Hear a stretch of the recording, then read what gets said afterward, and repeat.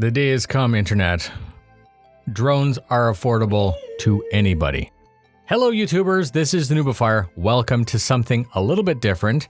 I've always wanted a drone since I first saw someone flying one at some local import tuner car meet on some random Saturday in some random July. You know, the one that looks like two boomerangs attached to each other. So dated.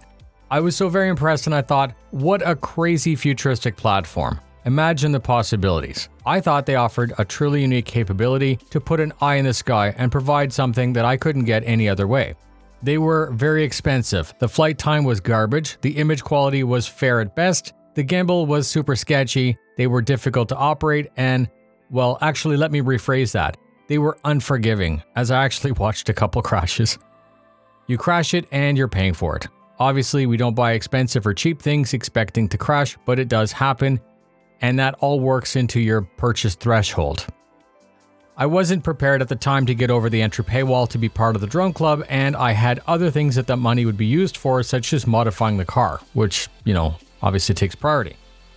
There are laws, restrictions, courses, certifications, and licenses required here in Canada to operate. I think you can see where this is going. Interesting, but a little bit too expensive, a little bit too risky, and too many hoops to jump through. So what may have changed since then? Was it now cheaper? Was it less risky? Or were there fewer hoops to jump through? Well, actually, all of them. Legit. It was all of them at once because of one perfectly optimized small drone update that was released in November of last year. When I saw the specs, I knew that I would have one before I got home from Kuwait. I'm a fan of remote control cars. It's been part of me all the way back since when I was 12 years old. I spent summers mowing the grass around the neighborhood to buy upgrades so that I could race and beat adults on the weekend. I was the underdog early on because many were doctors or lawyers, which at the time seemed to have an unlimited budget from my age perspective. The competition was really good and I held my own. This was the first time that I really had a hobby, and it was the first time that people noticed that I don't just have hobbies, I tend to fully commit to them. And I mean like fully. So I'm actually quite choosy with the things that I start. You, the viewer, can see a little bit of this in the content. So today I'm very happy to tell you about what I found out about drones firsthand after owning one for 2 months and about 32 hours total of flight time. Let's begin with some really compelling facts about this specific drone. The DJI Mini 2 is 249 grams, which is one hair over half a pound. This is extremely deliberate, as anything over 250 grams, by law, at least in Canada, requires hoops in the form of licenses, registration, and other steps. 249 you can buy and just start flying. I was pretty sure that I would like having a drone, but I still really wanted to just test drive ownership. For you, perhaps you want to pick it up as something to do with the kids, bring it camping, or just to fly around. Perhaps it'll turn out to be not your thing, which is exactly my concern. So wouldn't it be nice to have not spent thousands and thousands of dollars and all of the time in certification, registration, and courses? The cost to own went way down, capability went way up with the Mini 2. $500 US will get you the drone, a battery, and the controller. You add an SD card and you're ready. Like, seriously. $520 and you're an actual drone pilot. Compelling features don't stop there. Fully gimbal stabilized 4K camera that can collect 30 frames per second. It's a very small optical sensor, so super low light, it's going to have to crank the ISO way up and you'll start to get grain. But during the day, it's more than capable. There are some compression artifacts in the footage, but I really can't fault it at this price point. It's not pretending to be a professional drone. You get approximately 30 minutes flight time per battery. They claim a theoretical operating range up to 10 kilometers away, but I've never really pushed it beyond a kilometer or two. There's a theoretical maximum of 4 kilometers, which is 13,000 feet. I've never even broached 150 meters to get the shots that I want. Drone video done. Links in the description. Everyone buys one. Thank you for spending your time with me. No. It is a done deal, but it was so hard for me to wrap my head around the performance numbers in such a small package with such a great price point. You're at the bottom, the very bottom of the entry level, so let's explore deeper. It can operate in a crosswind up to 25 kilometers an hour. It won't like it, but it'll do it. I found it super easy to become very proficient with it quickly, and now after a couple flight hours, it's become very natural. I no longer have to think about what input to fly. It's like anything else. It's become second nature and quite relaxing. It does all of the flight for you. You just basically tell it where to go next. It's so intuitive that whenever a friend comes over and is remotely interested, Rather than fly to show them, I simply pass them the controller and let them fly without any hesitation. I know they'll have no trouble at all. The drone collapsed is 14 by 8 by 6 centimeters, which is actually pocketable, smaller than most camera lenses and ready to be stuffed in a camera bag. Open flight configuration is 16 by 20 by 6 centimeters. That's small. It can operate all the way down to 0 degrees Celsius and up to 40, which is 32 to 104 Fahrenheit, a gimbal and camera up front, a marker light up front. It has air intakes on the front for cooling, an altitude sensor on the lower rear. This is important as it does lack any other obstacle avoidance. Power button at the bottom, push once for battery status, push and hold for activate. Battery door latches shut. The battery is basically 3/4 the length of the entire unit and most of its mass. There is a USB-C to charge and dump files. I've never used it because I have an external charger and a card reader. And for pre-flight, there's a status LED on the rear. So what it doesn't have, as I said, is an elaborate obstacle avoidance package that you may find on its bigger brothers. So unlike those who will automatically stop or sidestep a crash, this one will simply just crash. I had clipped a tree branch by accident, and despite tumbling midair, it took aggressive corrective measures and actually recovered before it hit the ground. So, like, no damage. Legit. There is a Fly More kit that is $200 more on Amazon. That comes with a case, a triple battery bank charger, and 3 batteries. The upgraded charger is a real gem with many functions. It'll triple charge at once. It can also be used to charge any device when you're out and about. It can also do both at the same time. So let's say you're in your car on the way to destination. There's no point in having 3 drone batteries if the phone is dead. So being able to charge from that part is fantastic. The controller's really good. Thumbsticks are tucked away to the front and there's a port to charge on USB-C. On the face of the controller, there are the 2 control sticks. There's a power button on the front right. There's a 3-position mode switch for sports, normal, and cinematic flight modes. This drastically changes how the drone reacts to your inputs, resulting in smooth or very reactive behavior. You can use sports to quickly get to a location. I've used it to perform emergency obstacle avoidance, and of course you can use it to follow something that's moving very quickly, like a car. That takes a lot of skill though.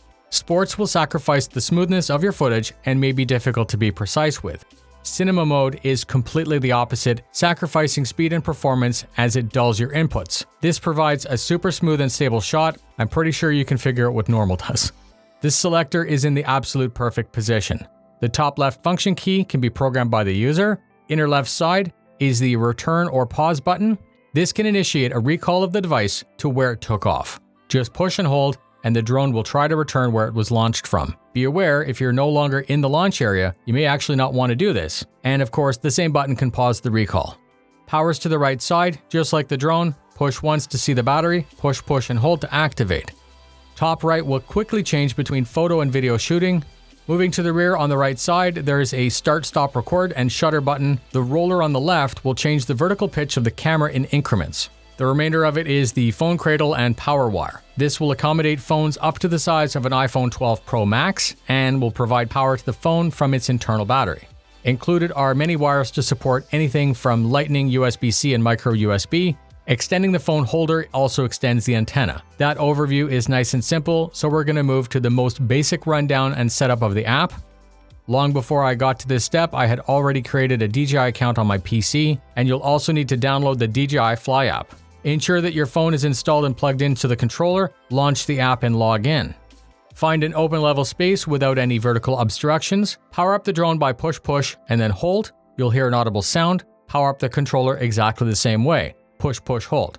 If any device needs an update, this is when it'll do it, and it's best to do that within Wi-Fi range to save your data. This being a micro drone will have the most relaxed flight restrictions, but you'll need to know and expect that some locations you may simply not be allowed to take off in. The app has some restriction boxes, but it's pretty junk actually, at least here in Canada, and I'm sure that it's quite similar elsewhere. It's actually quite dangerous because you're liable, and if you take up in the wrong place, you can't just say, well, the app didn't tell me, right? So I use a paid app to plan my flights. The paid app Drone Pilot isn't needed, but it will not only show you the areas, but by clicking on the areas, it'll show you in detail why it's restricted, whose airspace it is, and often who to call to gain permission to fly. I've encountered all sorts of restriction zones, plus military training areas, Aboriginal lands, and locations near hospitals, and it's very nice to understand the area that you're dealing with. I'm going to run you down what you can see when you press the Go Fly button. On the lower part of the screen is your dashboard. Left side is a button that will open Google Maps. H is the height and elevation, and there's a rate of change. D is for distance from you, and there's a rate of change. You can change the map background layer exactly like Google Earth. The button Find My Drone will display it on a map, and from there you can also trigger lights and sounds once you're close to help find it. On the right side, you can see status of your SD card. You can manually take over all of the automatic control of the camera. These are your regulars like ISO and shutter speed. So far I haven't actually used them despite having photography as one of my other hobbies. You can see a visual indicator of C, N, or S, which is your performance mode. And of course there's a very important status bar that lists takeoff ready. You can click on it to customize your flight settings or see what's wrong. Normal simply means that you can fly and things are fine, but if there's an error, it'll indicate what changes need to be made before you're allowed to fly. It may be no GPS signal, you could need to calibrate the compass, or you could be in a restricted zone. Auto return height is very important to ensure that the drone will safely clear any obstacles in the area, such as trees, buildings, and towers. This should be set before you fly.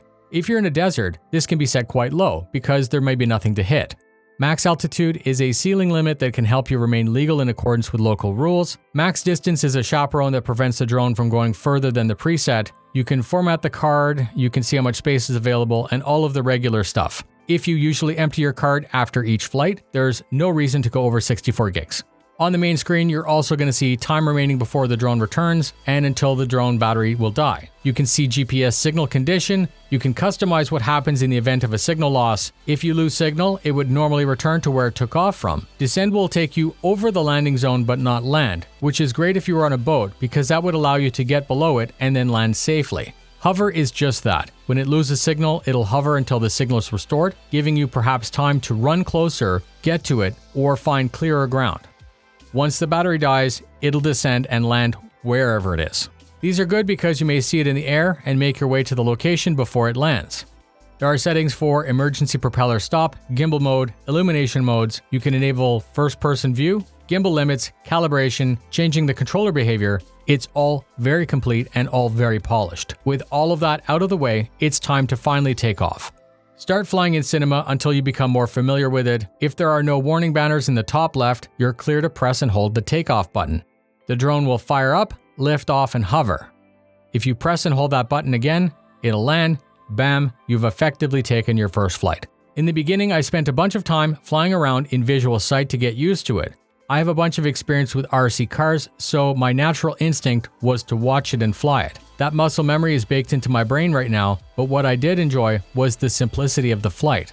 Unlike RC helicopters or legacy drones, if you release the sticks, it's going to simply come to a halt and hover exactly wherever it is. If you're not asking for something, it won't do something. I found it super intuitive and the learning curve was very quick. So in my semi-experienced opinion, who is this for? Did I get the experience that I expected? And will I be upgrading to a better drone in the future? The who in this case can be anyone. Anyone who's come over and seen it or flown it has found a justification as why they might own one. I have car friends who want car footage. I have hiking friends who want to be able to check the trail ahead. I have friends with younger kids who want footage of their childhood. I have friends with older kids who want a fun hobby to spend time with them.